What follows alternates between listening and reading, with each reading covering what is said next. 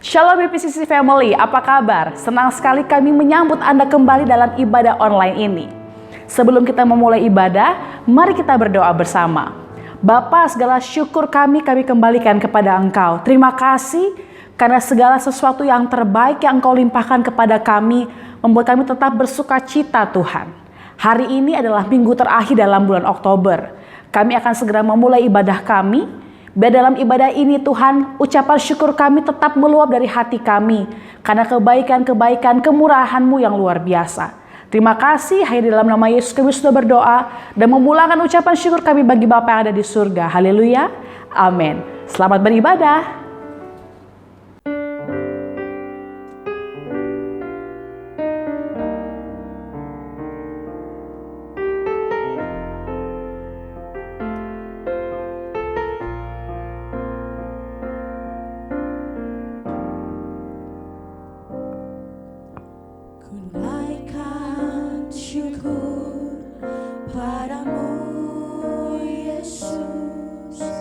Ku sembah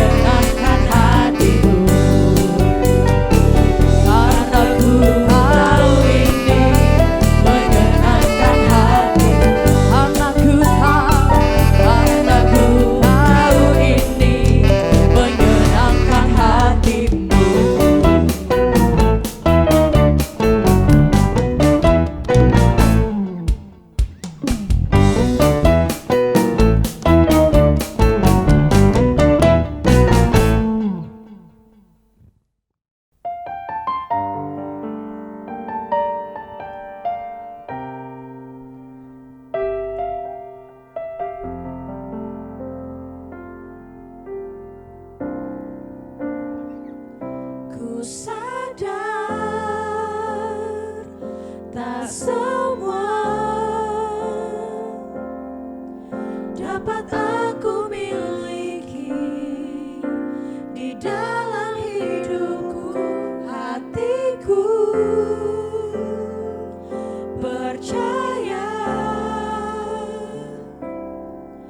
rancanganmu bagiku adalah yang terbaik.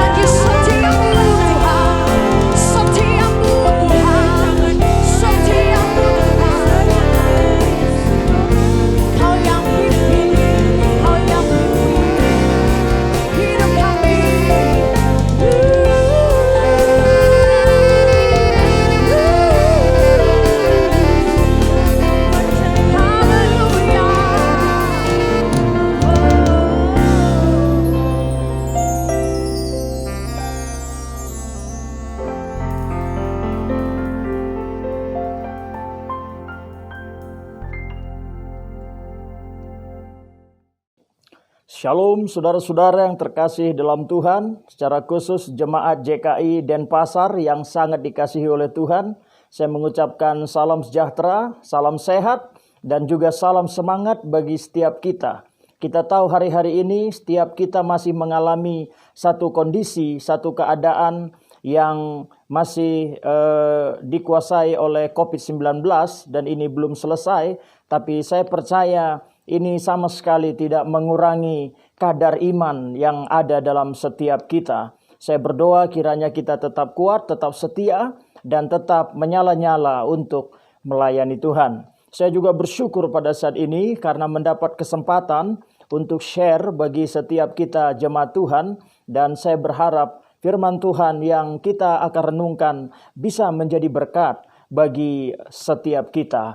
Nah, saudara-saudara, firman Tuhan yang ingin saya bagikan bagi setiap kita pada saat ini adalah berjudul 3 respon kebenaran bagi hidup orang yang percaya. Ya, 3 respon kebenaran bagi hidup orang yang percaya. Respon kebenaran ini, saudara, mewakili respon Tuhan bagi hidup kita. Karena kita tahu bahwa Tuhan kita adalah kebenaran. Tuhan Yesus berkata, "Dialah jalan, kebenaran, dan kehidupan." Karena itu Tuhan Yesus adalah pokok kebenaran. Dan juga kita tahu firman Tuhan adalah kebenaran. Nah, oleh karena itu saudara-saudara, kita perlu memahami respons kebenaran sebagai respons Tuhan untuk hidup setiap kita. Respon Tuhan ini akan diterapkan dalam tindakan-tindakan Tuhan bagi setiap kehidupan kita. Nah, oleh karena itu penting sekali bagi kita memahami apa yang menjadi respons Tuhan dan tindakan-tindakan Tuhan bagi setiap kehidupan kita. Ada 3 respon Tuhan, saudara, untuk hidup orang yang percaya. Yang pertama, saudara, adalah ganjaran kebenaran. Ya, ini adalah respon yang pertama yang Tuhan akan beri bagi setiap hidup orang yang percaya. Bahwa yang pertama yang terjadi adalah ganjaran kebenaran. Ganjaran kebenaran ini artinya, saudara, Tuhan bisa mengganjar kita. Tuhan bisa mendisiplin kita. Ganjaran adalah disiplin atau lebih tajam adalah hukuman. Jadi saudara-saudara, Tuhan bisa mengganjar, bisa mendisiplin, bisa menghukum umatnya. Itu adalah fungsi yang pertama, respon yang pertama yang Tuhan akan lakukan bagi setiap orang percaya. Nah, tetapi catatannya saudara-saudara bahwa ganjaran kebenaran hanya akan diberikan bagi orang ya atau umat yang melanggar kebenaran. Jadi ganjaran kebenaran atau disiplin dari Tuhan akan diberikan bagi orang yang melanggar kebenaran. Jadi jika seseorang tidak melanggar kebenaran, maka dia tidak akan menerima ganjaran disiplin atau kesusahan, saudara, yang dari Tuhan bagi kehidupannya. Nah, ganjaran kebenaran ini saya menyebutnya sebagai respons ekonomis seperti itu ya. Respon ekonomis artinya ya seperti ekonomi, saudaraku, kelas ekonomi, ada sesuatu yang tidak enak, ada sesuatu yang tidak nyaman, ada sesuatu yang menyusahkan dalam kehidupan kita, baik aspek ekonomi, kesehatan, rumah tangga, dan lain sebagainya. Jadi saudara-saudara, respon pertama kebenaran bagi orang percaya, kebenaran bisa mengganjar, mendisiplin hidup orang percaya tersebut. Nah, saya sebagai hamba Tuhan, ada satu perkara yang sangat saya takuti adalah kalau kesusahan daripada jemaat atau penderitaan yang dialami oleh jemaat itu hasil dari ganjaran ini.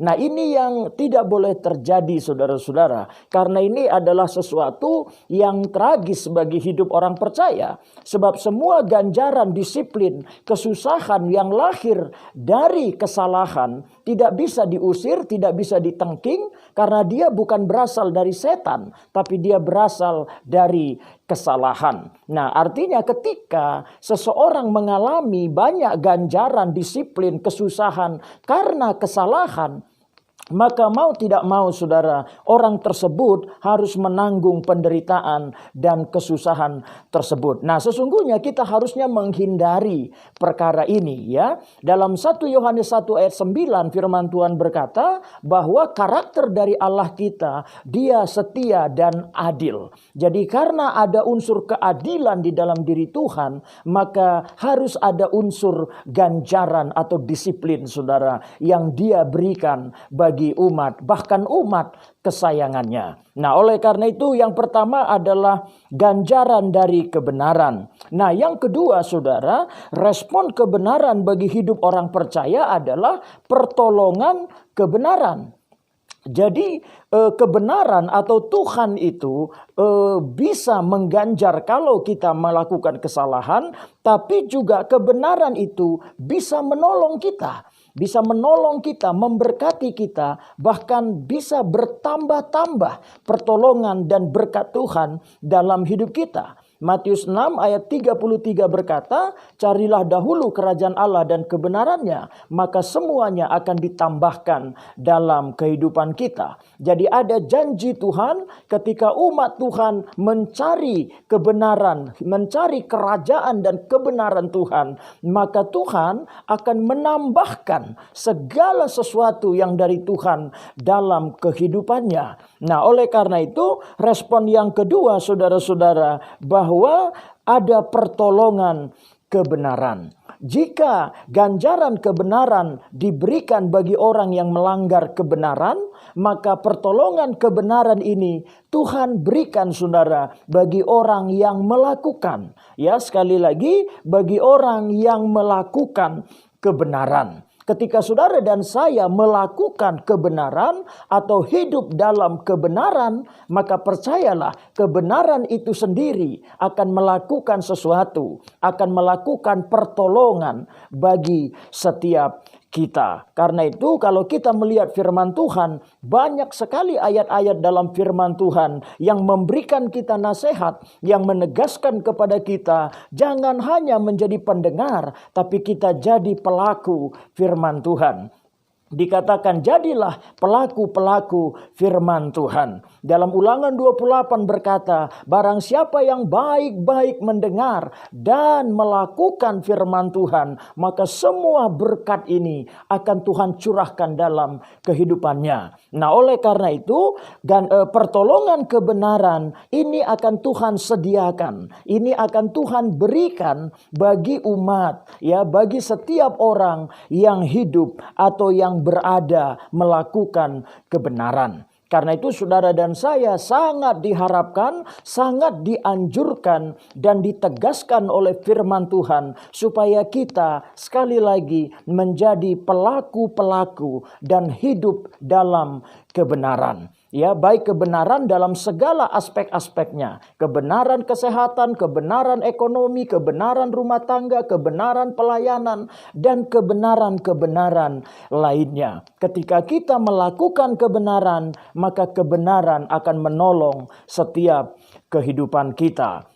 Nah, saudara-saudara, ini adalah respon yang kedua dari kebenaran atau respons Tuhan bagi hidup orang yang percaya. Kalau tadi ganjaran kebenaran adalah respon ekonomis, maka respon yang kedua ini saya menyebut respon bisnis, ya, yang daripada Tuhan, yaitu Dia menolong setiap orang yang melakukan kebenaran. Nah, yang ketiga saudara-saudara, ada yang lebih hebat lagi, ada yang lebih luar biasa lagi, respons kebenaran atau respons Tuhan untuk hidup kita. Karena yang ketiga adalah mujizat dari kebenaran. Ya, ada mujizat kebenaran yang bisa kita alami, ya, yang bisa terjadi dalam setiap kehidupan kita. Kita percaya mujizat masih ada, karena selama Tuhan masih ada, maka mujizat masih ada. Selama Tuhan masih ada, mujizat tetap ada. Nah, oleh karena itu, umat-umat Tuhan, dia juga berhak untuk mengalami mujizat-mujizat. Ya, kita rindu mengalami banyak mujizat-mujizat. Kita berhak untuk hidup dalam dimensi supranatural. Ya, mujizat adalah sesuatu yang tidak mungkin menjadi mungkin, yang tidak ada menjadi ada, yang mustahil menjadi nyata. Mujizat adalah sesuatu terjadi tanpa punya cara, karena semua yang punya cara bukan mujizat. Nah, ada dimensi supranatural, saudara, yang bisa kita alami dalam hidup kita, yang bisa Tuhan nyatakan dalam kehidupan kita. Ini saya katakan adalah respon eksekutif. Ini adalah respon yang terbaik. Kalau ganjaran kebenaran, respons ekonomis, ada ketidaknyamanan di sana. Kalau pertolongan kebenaran, respon bisnis, dia secara natural, secara biasa. Tapi ada respon yang lebih hebat lagi, respon eksekutif daripada Tuhan, yang sangat luar biasa dan sangat menyukakan hati kita. Nah, oleh karena itu, tidak heran jika banyak umat kita semua, ya, gereja Tuhan, kita rindu mengalami mujizat-mujizat daripada Tuhan dalam hidup kita. Bahkan bila perlu kita mengalami gaya hidup dalam mujizat. Saya percaya, saudaraku, bahwa kita bisa bergaya hidup dalam mujizat Tuhan. Kita bisa hidup di dalam dimensi supranatural, dalam dimensi yang tidak masuk akal, yang mengatasi logika dalam hidup kita. Saya percaya itu bisa terjadi bagi hidup orang percaya. Nah, tetapi catatannya, saudara-saudara, mujizat kebenaran hanya terjadi bagi orang yang ekstra. Ya, sekali lagi saya tegaskan bahwa mujizat kebenaran hanya akan Tuhan berikan, hanya akan Tuhan nyatakan bagi umatnya yang ekstra dalam melakukan kebenaran. Nah, oleh karena itu, saudara-saudara, harga yang harus dibayar untuk mengalami mujizat Tuhan, mengalami hal yang supranatural, itu harus ekstra melakukan kebenaran. Bahkan ketika kita baru melakukan kebenaran, kita sesungguhnya belum memiliki tiket untuk mengalami mujizat daripada Tuhan, mengalami hal supranatural. Orang yang baru melakukan kebenaran, dia baru mengalami pertolongan daripada Tuhan. Pertolongan Tuhan, saudara, berbeda dengan mujizat dari Tuhan. Karena pertolongan Tuhan itu memiliki proses. Setiap hari kita ditolong oleh Tuhan untuk bekerja, untuk dan lain sebagainya, melakukan sesuatu. Semua kita ditolong oleh Tuhan. Karena pertolongan mengalami, melewati proses. Tapi kalau mujizat, miracle, dia tidak mengalami proses. Makanya saya katakan mujizat adalah sesuatu yang terjadi tanpa punya cara. Sebab semua yang punya cara. Cara artinya proses. Semua yang punya cara bukan mujizat. Sebab mujizat itu tidak punya cara. Air berubah menjadi anggur tanpa penyulingan. Orang sakit bisa sembuh tanpa obat-obatan. Orang mati bisa bangkit tanpa tambahan oksigen. Jadi ada kuasa Tuhan yang mutlak yang terjadi, yang dinyatakan bagi umat tersebut. Nah, tetapi harga yang dibayar atau tiket mengalami mujizat Tuhan adalah ketika umat Tuhan berani ekstra. Ekstra artinya memiliki nilai lebih. Dia memiliki nilai lebih dalam melakukan kebenaran. Ekstra artinya keluar dari zona nyaman.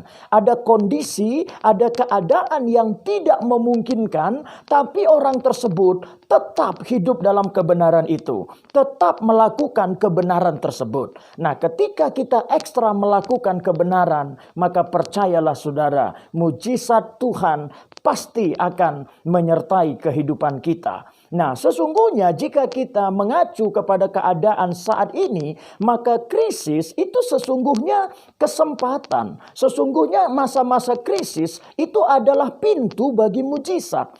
Karena mujizat hanya terjadi pada saat-saat krisis. Ya, mujizat kalau kita lihat di Alkitab, semua terjadi pada kondisi-kondisi yang krisis. kondisi-kondisi yang genting, kondisi-kondisi yang berisiko, kondisi-kondisi yang nyaris. Karena itu saya juga mengatakan mujizat itu ada di jalan kenyarisan. Ketika seseorang nyaris karena kebenaran, maka di sanalah tangan mujizat Tuhan akan dinyatakan. Nah, jadi saat ini kondisi-kondisi krisis pada saat ini sesungguhnya peluang bagi orang percaya untuk dihujani, untuk mengalami banyak mujizat Tuhan. Kenapa saudara? Karena di saat krisis keadaan tidak memungkinkan, kondisi tidak memungkinkan. Dan ketika kita berani menerobos di tengah kondisi yang tidak memungkinkan, kita tetap melakukan kebenaran, maka di sanalah kita dilihat ekstra melakukan kebenaran. Sebab keadaan sesungguhnya tidak memungkinkan. Karena itu setiap krisis, setiap tantangan-tantangan dari keadaan, ini sesungguhnya tantangan bagi iman kita. Sejauh mana keberanian iman kita, sejauh mana kita berani menerobos, sejauh mana kita tetap melakukan kebenaran.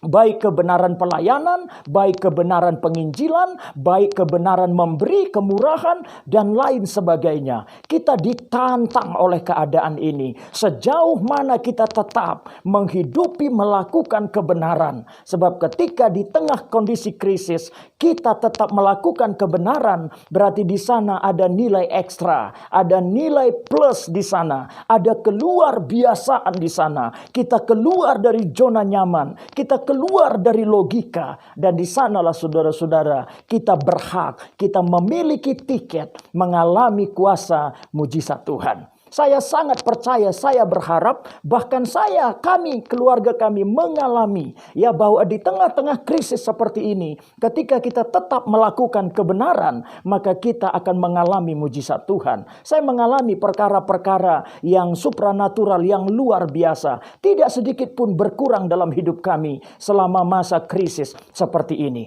Kesehatan kami tidak berkurang, kekuatan rumah tangga tidak berkurang, keuangan kami tidak berkurang.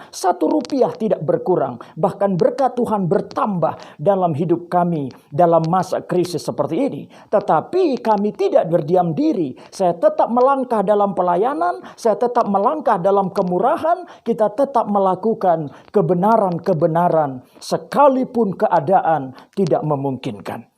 Karena itu saya mengajak saudara, bahkan saya menantang saudara di tengah kondisi saat ini. Mari lakukan kebenaran dengan ekstra. Jangan menyerah, jangan kompromi, jangan mundur saudaraku. Tapi mari kita melakukan kebenaran dengan ekstra. Yang pertama saudara-saudara, mari kita melakukan kebenaran secara ekstra dalam hal mencari Tuhan. Mari kita ekstra mencari Tuhan, sama seperti Sakeus.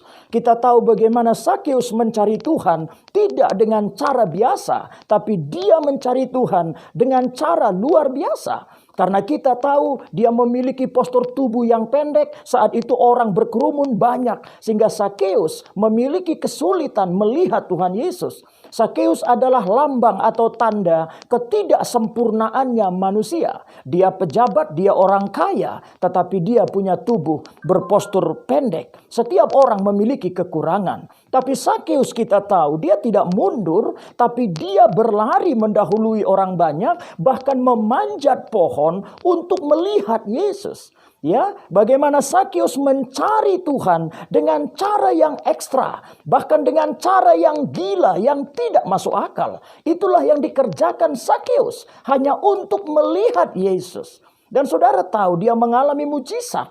Ya, dari antara begitu banyak orang, hanya Sakeus yang menarik perhatian Tuhan. Sehingga Tuhan Yesus berkata, "Sakeus, turunlah karena aku harus menumpang di rumahmu." Saudara, kalau kita cari Tuhan itu biasa, tapi kalau Tuhan cari kita ini luar biasa. Kalau kita suka dengan Tuhan itu biasa, tapi kalau Tuhan suka dengan kita itu luar biasa. Yesus melihat Sakeus dan menawarkan diri untuk menginap, untuk menumpang, untuk tinggal, untuk makan. Dan keluarga Sakeus mengalami mujizat yang namanya mujizat keselamatan. Sakeus dan keluarganya diselamatkan oleh Tuhan. Nah, saudara dan saya anjurkan, sekalipun kondisi-kondisi, tantangan-tantangan banyak saat ini menghalangi kita mencari Tuhan, melayani Tuhan. Tapi mari kita menerobos keadaan. Kita tetap mencari Tuhan dengan cara yang ekstra. Maka saudara akan mengalami hadirat Tuhan, kehadiran Tuhan yang lebih luar biasa dalam setiap kehidupan kita. Yang kedua, mari kita juga ekstra dalam hal memberi. Sama seperti janda Sarfat, kita tahu di dalam 1 Raja-Raja 17, janda Sarfat, saudaraku, hidup di dalam masa krisis, hidup dalam masa kelaparan. Dan kita tahu bagaimana janda Sarfat ini hanya memiliki tepung dan minyak yang terakhir. Tapi di tengah-tengah kondisi itu, Nabi Tuhan tantang dia untuk dia memberi, untuk dia mempersembahkan makanan terakhir yang dia miliki. Nah, ini adalah ekstra, saudaraku. Saya tidak mengatakan janda Sarfat hanya memberi, tapi dia ekstra dalam memberi.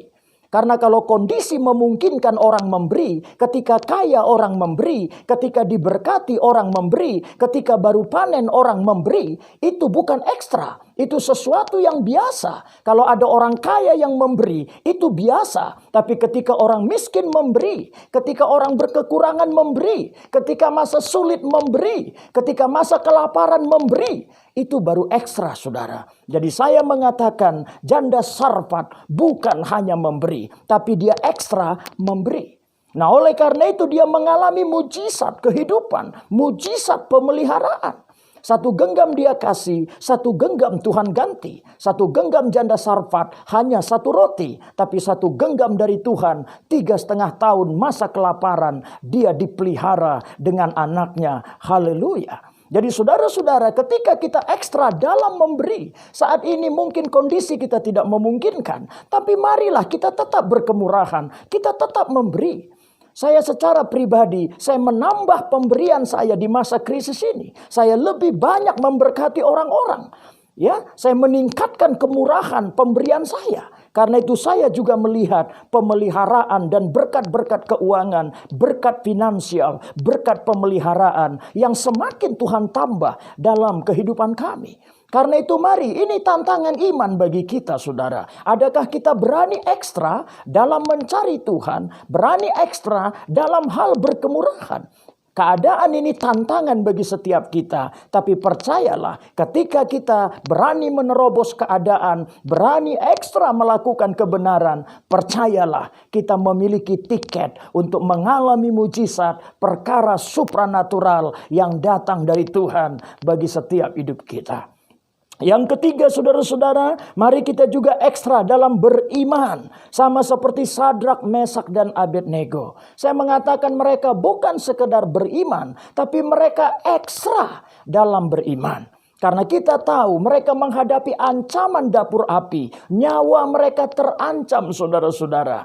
Ya, tetapi mereka tetap tidak menyembah patung. Mereka tetap percaya kepada Tuhan. Sekalipun ancamannya maut, ancamannya kematian. Mereka ekstra dalam beriman. Saudara, kadang-kadang kita setuju Sadrak, Mesak, Abednego masuk dapur api karena dia bukan suami kita, karena dia bukan keluarga kita. Tapi bagaimana jika mereka adalah suami kita, mereka adalah orang tua kita, mereka adalah keluarga kita? Kadang-kadang kita seringkali suruh dia pakai hikmat. Kita kadang-kadang mencegah dia untuk beriman. Banyak sekali orang melepaskan iman karena menikah, karena jabatan dan lain sebagainya. Karena ancaman dan lain sebagainya. Tapi Sadrak, Mesak, Abednego, dia tetap beriman. Dia ekstra dalam beriman. Sehingga kita tahu ada mujizat. 3 orang dijebloskan di dapur api, tapi terlihat 4 orang ada di sana. Karena Tuhan menyertai mereka. Jangankan tubuh mereka, sehelai rambut mereka tidak terbakar. Karena kuasa Tuhan melindungi mereka. Saudara-saudara, sekali lagi, orang-orang yang ekstra melakukan kebenaran, yang berani menerobos keadaan dalam kebenaran, akan mengalami mujizat dan kuasa Tuhan. Karena itu mari kita juga ekstra dalam beriman. Jangan mudah goyah imannya. Jangan mudah mundur imannya. Jangan mudah melepaskan imannya. Jangan mudah menggadaikan imannya. Hanya karena perkara-perkara biasa. Saudara-saudara, mari kita ekstra dalam beriman. Apapun keadaannya, apapun ancamannya, tetap pegang iman. Tetap percaya Tuhan, tetap sembah Tuhan. Tetap mengaku Yesus adalah Tuhanku. Saya sangat juga mengalami perkara ini. Saya meninggalkan ibu kandung saya yang melahirkan saya. Saya meninggalkan dia karena dia suruh saya pilih Yesus atau dia. Tapi pada saat itu oleh kemurahan Tuhan saya berkata saya pergi meninggalkan mama. Saya akan mengikut Yesus karena dia juru selamat saya. Saya meninggalkan ibu kandung saya. Orang yang melahirkan saya tinggalkan karena iman.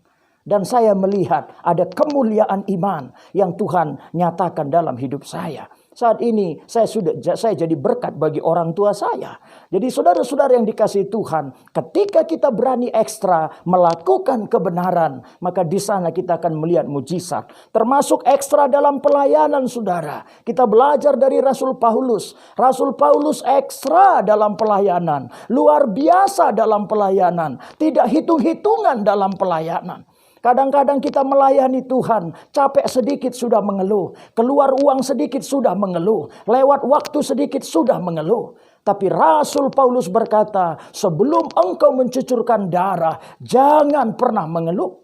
Saudara-saudara, Rasul Paulus melayani tidak dengan biasa. Dia melayani habis-habisan. Dia melayani tidak hitung-hitungan. Kita sedih saat ini melihat banyak bahkan pengerja pelayan Tuhan memilih-milih pelayanan. Lahan basah, lahan kering, tempat nyaman, tempat tidak nyaman. Ya, karena banyak pelayanan saya ke desa-desa, ke penjara-penjara, bahkan pedalaman-pedalaman dan suku-suku. Kalau saya cerita, kalau saya bersaksi, banyak jemaat terheran-heran. Bahkan banyak pendeta mulai terheran-heran. Padahal menurut saya, pelayanan yang menderita, pelayanan penuh pengorbanan. Ke penjara, ke desa, ke pedalaman, ke suku. Itu sesuatu yang biasa. Itu sesuatu yang normal yang kita kerjakan. Tapi karena banyaknya fokus tujuan pelayanan, hal-hal kenyamanan, hitung-hitungan, maka akhirnya perkara-perkara seperti itu seolah-olah menjadi sesuatu yang istimewa. Nah, karena itu kalau kita melihat Rasul Paulus, banyak mujizat menyertai pelayanannya. Ada mujizat pengurapan saya katakan. Ada mujizat penyertaan yang Tuhan nyatakan dalam hidup pelayanan seorang Rasul Paulus. Karena dia ekstra dalam melayani. Saya dorong untuk setiap kita yang melayani, pengerja-pengerja, bahkan juga jemaat-jemaat. Mari melayani lebih sungguh, jangan hitung-hitungan. Mari melayani habis-habisan untuk pekerjaan Tuhan. Maka saudara akan melihat ada pengurapan, ada mujizat pemakaian Tuhan. Saudara akan dipakai oleh Tuhan, akan diangkat oleh Tuhan. Akan Tuhan tambahkan kapasitas yang luar biasa dalam pelayanan kita. Dan yang terakhir saudara, kita ekstra dalam ketaatan. Seperti Tuhan Yesus, dia taat sampai mati. Tuhan Yesus ekstra dalam ketaatan. Ya, banyak orang tidak taat sampai mati, tapi Tuhan Yesus taat sampai mati. Karena itu Tuhan Yesus juga mengalami mujizat, namanya menjadi nama di atas segala nama. Saudara-saudara, mari bersama-sama sekali lagi ada 3 respon Tuhan untuk hidup kita. Kalau kita melanggar kebenaran, Tuhan akan mengganjar. Kalau kita melakukan kebenaran, Tuhan akan menolong. Tapi kalau kita ekstra melakukan kebenaran, Tuhan nyatakan mujizat bagi hidup kita. Mari kita ekstra mencari Tuhan. Mari kita ekstra dalam memberi. Mari kita ekstra di dalam melayani. Mari kita ekstra dalam mengampuni. Mari kita ekstra di dalam ketaatan kepada Tuhan. Lakukan kebenaran dengan ekstra. Maka mujizat Tuhan pasti akan dinyatakan dalam hidup kita. Terima kasih untuk setiap perhatian kita. Doa saya terus menyertai kita semua. Tuhan Yesus memberkati kita. Haleluya. Gembala Sidang dan seluruh jemaat mengucapkan terima kasih untuk pelayanan Pastor Petrus Tarigan. Kiranya kebenaran firman Tuhan yang kita dengar pada hari ini membuat kita semakin bersemangat untuk serupa dengan Kristus lewat apapun yang kita kerjakan. Jangan lupa Papa Mama, setelah ibadah ini tetap ada ibadah online Abah Kids ya. Kakak-kakak sekolah minggu sudah sangat bersiap membagikan tentang banyak hal yang akan memberkati adik-adik semua. Jadi jangan lupa setelah ibadah ini segera langsung buka di klik ada jawaban TV ibadah online Abah Kids. Solution Talk Show setiap hari Kamis, Bapak Ibu Saudara-saudari dapat segera mengakses hal-hal terbaru apa sih yang akan dimuat dalam Solution Talk Show. Akan ada banyak cerita-cerita yang sangat memberkati kita. Jangan lupa untuk di like, komen, subscribe, dan share ke banyak orang. TDG, setiap hari Sabtu ibadah tetap secara online. Teman-teman dapat melihat beritanya di WhatsApp atau media sosial TDG. Saatnya kita akan memberikan persembahan. Bapak Ibu Saudara-saudari dapat memberikan persembahan di nomor account yang ada di bawah ini. Terima kasih telah bersama dengan kami di minggu terakhir dalam bulan ini. Sampai jumpa minggu depan di awal bulan November. Tuhan Yesus memberkati. Selamat hari Minggu.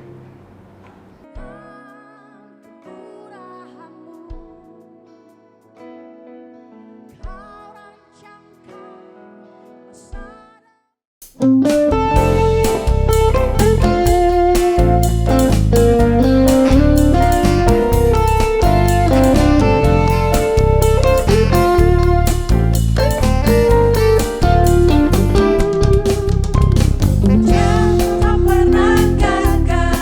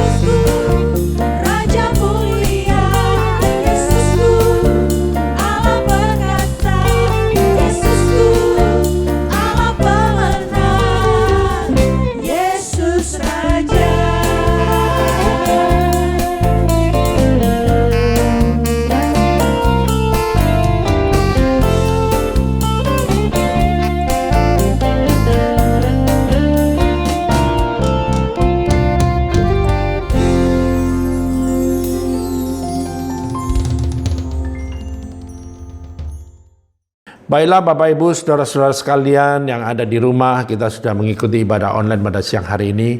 Kita boleh mengucap syukur kepada Tuhan. Mari saya ajak semuanya boleh berdoa, menaikkan doa permohonan syukur kepada Tuhan. Mari kita berdoa. Bapa di dalam surga, di dalam nama Tuhan Yesus Kristus, kami mengucap syukur buat anugerah-Mu, buat kasih-Mu, buat kemurahan-Mu Tuhan, yang sudah berlimpah atas kehidupan kami. Terima kasih buat firman-Mu yang sudah meneguhkan kami dan menguatkan kami semuanya.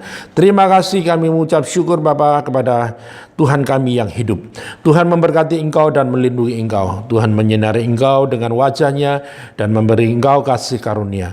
Tuhan menghadapkan wajah-Nya kepadamu dan memberi Engkau damai sejahtera. Diberkati Engkau di ladang, diberkati Engkau di kota, diberkati buah kandunganmu, diberkati hasil bumimu, diberkati bakulmu dan tempat adonanmu, diberkati Engkau pada waktu masuk, diberkati Engkau pada waktu keluar.